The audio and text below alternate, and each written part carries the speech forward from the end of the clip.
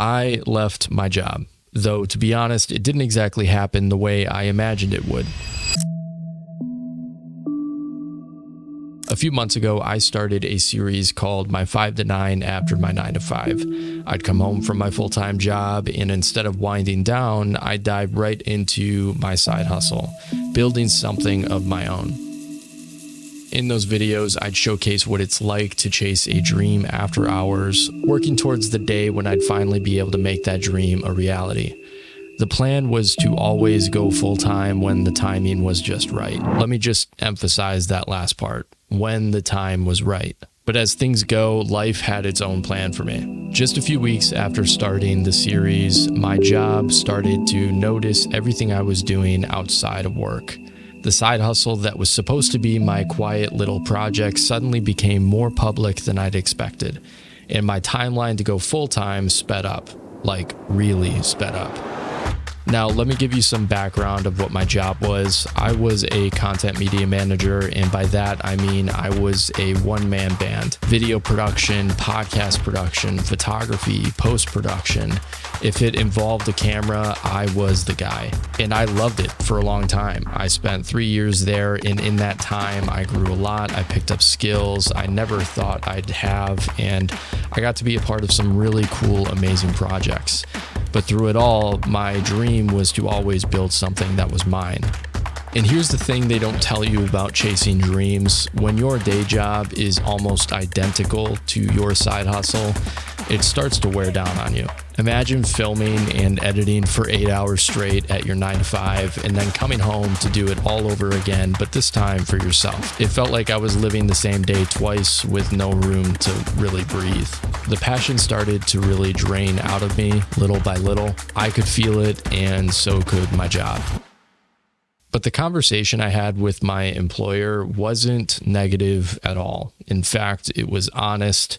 We tried to find a way to make it work. Adjustments, compromises, but deep down, I knew I was being pulled in a different direction. It was really clear that I had reached a crossroads, and it just didn't feel right stringing my job along and making them think that I was invested when I truly wasn't. So after 3 years, I packed up my office, said my goodbyes, and walked out into uncertainty. And now here I am 2 months later, still processing everything. The reality of leaving that job hit me in waves. Fear, doubt, anxiety. But somewhere in that sea of uncertainty, I found a current of excitement pulling me forward. And that brings me to today's announcement. I'm going all in on YouTube, on my business, on the dream that keeps me up late at night and pulls me out of bed every single morning.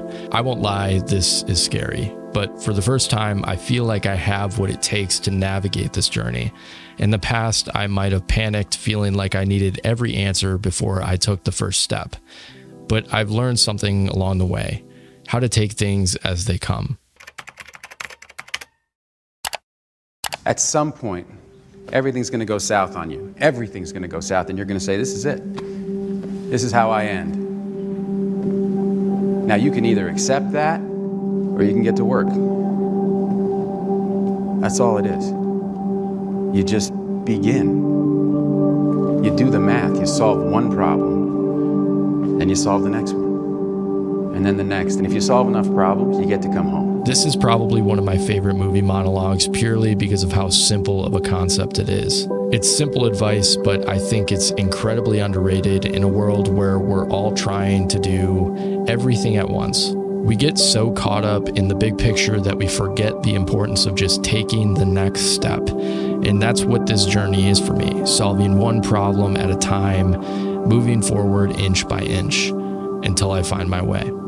It's this concept that makes this new adventure far less scary. Will there be hard times? Most definitely.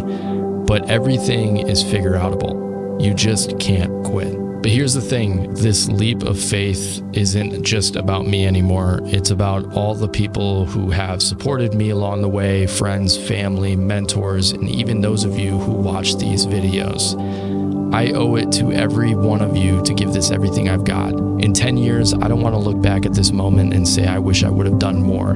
That's just not an option. And with all that being said, I'm excited to share something I've been working on, our very first sponsor, me. Yep, you heard that right.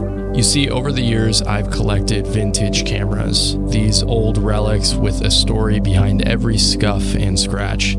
I actually started using them to create my own overlays for my videos, adding a unique touch that felt like it was truly mine. And then it hit me, why not share this with other creators who might appreciate that vintage feel too? So I'm excited to introduce the Frozen Frames Starter Pack. And guess what? It's free. This isn't just some quick graphic pulled from Google or slapped together in Canva. These overlays are made by me from real vintage cameras I've collected over the years, and I hope they can bring a bit of an old school magic to your projects. The plan is to build on this idea and create even more in the near future with a small fee attached, but for now, I'm just looking for feedback.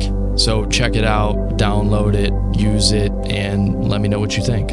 And I guess that's it for now. Thank you all so much for being here, for watching, for supporting me on this wild journey. We've got a long road ahead, and I'm ready for every twist and turn. So if you want to follow along on this journey, consider hitting that subscribe button, hit the like button if you enjoyed the video, and I'll see you in the next one.